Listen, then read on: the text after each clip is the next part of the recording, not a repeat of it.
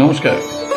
আগামী ৭ই এবং ৮ই জুন শনিবার এবং রবিবার প্রত্যহ বিকেল ৪টে থেকে গুসকরা বিদ্যাসাগর মঞ্চে পশ্চিমবাংলার সেরা ৮টি প্রযোজনা নিয়ে শ্যামবাজার নাট্যচর্চা কেন্দ্র আয়োজন করেছে এক মনোজ্ঞ নাট্যোৎসবের।